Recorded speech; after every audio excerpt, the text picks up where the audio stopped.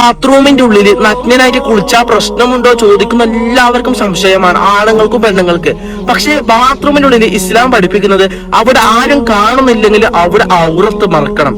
ഔറത്ത് മറച്ചില്ലെങ്കിൽ പഠിച്ചോൻ തരുന്ന ശിക്ഷ എന്തെന്ന് അറിയോ നിങ്ങൾക്ക്? അവനക്ക് ദാരിദ്ര്യം ഉണ്ടാകും. മനസ്സിലായല്ലോ? അവനക്ക് ദാരിദ്ര്യം ഉണ്ടാകും. അതുകൊണ്ട് നിങ്ങൾക്ക് അറിയാത്ത ഫ്രണ്ട്സിനൊന്ന് നിങ്ങൾ ഷെയർ ചെയ്ത് കൊടുക്കുക. എന്തായാലും അവിടെ ശൈത്താന്റെ വീടല്ലേ, ശൈത്താൻ കാണുന്നുണ്ടല്ലേ. അതുകൊണ്ട് നമ്മൾ മാക്സിമം നഗ്നനായിട്ട് കുളിക്കാതെ ഇരിക്കാൻ ശ്രമിക്കുക. കാരണം ഇസ്ലാം പഠിപ്പിച്ച രൂപത്തിൽ ചെയ്താൽ അള്ളാഹുവിന്റെ അടുക്കൽ പ്രതിഫലം കിട്ടും. ഇൻഷാ അള്ളാഹ് അറിയാത്ത കൂട്ടുകാർക്കൊന്ന് ഷെയർ ചെയ്ത് കൊടുക്കുക. ഇൻഷാ അള്ളാഹ് ഇതുപോലെ നല്ല നല്ല വീഡിയോ നിങ്ങൾക്ക് ലഭിക്കാൻ വേണ്ടി അക്കൗണ്ട് ഒന്ന് ഫോളോ ചെയ്യുക. അസ്സലാമു അലൈക്കും വറഹ്മത്തുള്ളാഹി വബറകാതുഹു. ജട്ടിയിട്ട് കുളിച്ചില്ലെങ്കിൽ അള്ളാഹുവിന് ദേഷ്യം കയറും, അള്ളാഹുവിന് മതം പൊട്ടും. എന്നിട്ട് അള്ളാഹു ജട്ടി ശാപം തരുമെന്ന്, അൽ പത്തലൂരി അടിക്കും, ദാരിദ്ര്യം തരുമെന്ന്. അതൊരു വലിയ അറിവാണ്. നേരത്തെ കേട്ടിട്ടുണ്ട് ഈ അറിവുകൾ, ഇസ്ലാമിക അറിവുകളാണ് ഇതൊക്കെ, ഭയങ്കര വലിയ അറിവുകളാണ്. കാട്ടറബി അറിവുകളാണ് ഇതൊക്കെ. അപ്പോൾ അത് നമുക്ക് അനുസരിക്കാം. ഇനിയിപ്പോൾ ദാരിദ്ര്യം നമുക്ക് പാടില്ലല്ലോ. ഇപ്പൊ ജട്ടിയാണ് പ്രശ്നമെങ്കിൽ ജട്ടി ഇട്ടാലും കുഴപ്പമില്ല, എങ്ങനെ വന്നാലും ജട്ടി അലക്കണം നമുക്ക് അവസാനം. അപ്പൊ ഇട്ടുകൊണ്ട് നമുക്ക് വിളിച്ചിട്ട് അലക്കാം. പിന്നെ അത് കഴിഞ്ഞിട്ടുള്ള പ്രശ്നമാണ്, കുഴപ്പമില്ല. എങ്ങനെയെങ്കിലും നമുക്ക് തുറന്നു കൊണ്ടൊക്കെ വലിച്ചു കുഴപ്പം. എന്തായാലും സംഭവം സമനം കാണാൻ വേണ്ടി പാടില്ല. അതാണ് സമനം കണ്ട അള്ളാഹുവിന് അപ്പം അങ്ങോട്ട് മതം പൊട്ടിട്ട് മൂത്തിട്ട് എനിക്ക് കിട്ടാത്ത സാധനം എന്ന് പറഞ്ഞിട്ട് അള്ളാഹു അലമ്പ് കാണിക്കാം, നമുക്ക് ദാരിദ്ര്യം തരും.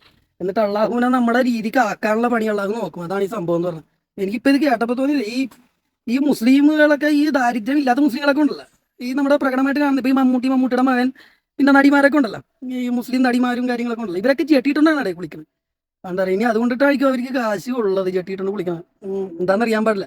ഇനിയിപ്പോൾ അവർ ജെട്ടി ഇടാണ്ടാണ് കുളിക്കണമെങ്കിൽ ദയവായിട്ട് ഇങ്ങനെയുള്ള സെലിബ്രിറ്റികളൊക്കെ ഒന്ന് ഇതിനെതിരെ ഒന്ന് സംസാരിക്കണം കേട്ടോ. നിങ്ങൾക്കൊക്കെ സാമൂഹ്യ പ്രതിബദ്ധതയുള്ള മനുഷ്യരാണ്, ജനങ്ങളൊക്കെ സ്നേഹിക്കുന്ന മനുഷ്യരാണ്. അപ്പം ഇങ്ങനെയൊക്കെയുള്ള ചില അനാചാരങ്ങളൊക്കെ ഈ സമൂഹത്തിൽ നടക്കുന്നത്, ഈ മദ്രസ എന്ന് പറഞ്ഞാൽ വലിയൊരു അനാചാരമാണ് കേരള സമൂഹത്തിലുള്ള വലിയ വലിയ സാംസ്കാരിക നായകന്മാരും മീഡിയയിലൊക്കെ വന്ന് സംസാരിക്കുന്ന ഹിന്ദുക്കളും ക്രിസ്ത്യാനികളൊക്കെ അടക്കമുള്ള ഈ വോക്ക് എന്നൊക്കെ പറയാവുന്ന, അല്ലെങ്കിൽ കുളം കലക്കി മീൻ പിടിക്കാൻ നടക്കുന്ന ആൾക്കാരൊക്കെ പറയുന്നുണ്ട് ഇസ്ലാമിൽ ഒരു അനാചാരം ഇല്ലെന്നൊക്കെ പറയുന്നുണ്ട്. പ്രകടമായി കാണുന്ന അനാചാരമാണ് ഇത്. ഇപ്പൊ നാളത്തെ പിള്ളേരാണ് ഇതൊക്കെ. ഇതുങ്ങളൊക്കെ ഇങ്ങനെ ജെട്ടിയുടെ കാര്യം പറഞ്ഞുകൊണ്ട് നടക്കുന്നതൊക്കെ പറഞ്ഞാൽ വലിയ ബുദ്ധിമുട്ടുള്ള കാര്യമാണ്. നിങ്ങളൊക്കെ ഇതിനെതിരെ സംസാരിക്കണം കേട്ടാ.